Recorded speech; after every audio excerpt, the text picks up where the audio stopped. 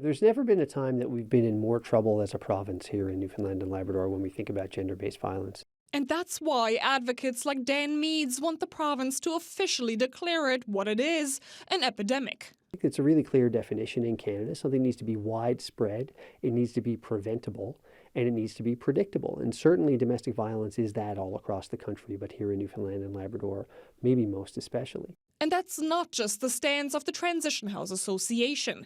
It's a recommendation that came from the Mass Casualty Commission, a public inquiry in Nova Scotia following the mass shooting there in April 2020.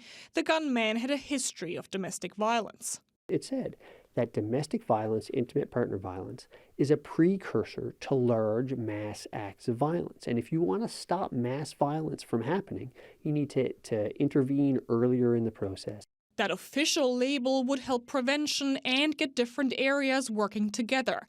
Healthcare, education, as well as the housing and justice systems, as outlined in a recent report published by the nonprofit. Meanwhile, in Nova Scotia, the move was made in September 2024. While it has brought some more funding for nonprofit organizations, one advocate says much more work remains, starting with the terminology itself. Intimate partner violence is a form of gender-based violence, but a lot of us that do gender-based violence work in the gender-based violence sector, we're really hoping that all forms of gender-based violence would be acknowledged as an epidemic. Fifield also still sees gaps in resources and funding, and even more. We have not seen a cultural shift around how women and gender diverse individuals are seen, and we're not seeing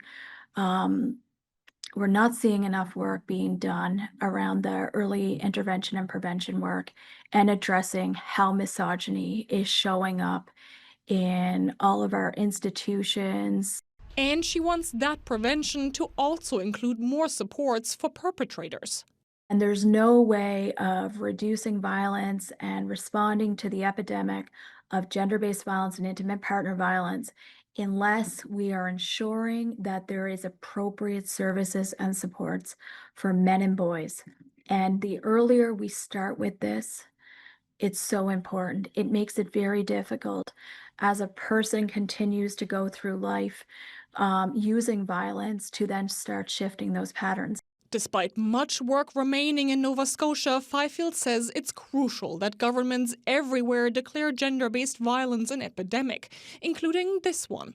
Something one newly elected MHA has been calling for as recently as last week. The stats are there right now that this is truly an epidemic. It's time for the government to call it that. And then we can take the action from there to support the organizations who are doing the hard work on the ground. Yet O'Leary wouldn't commit to concrete action, like introducing a bill in the House of Assembly. Rather, she said politicians need to listen first to those on the front lines. We need to learn what are the best practices from those organizations and certainly look at jurisdictional scans to see what is actually working across the country.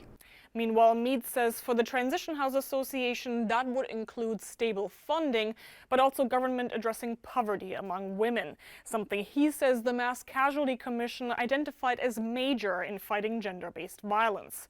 CBC News asked the Justice Department for an interview. A spokesperson said they're working on it. Henrike Wilhelm, CBC News, St. John's.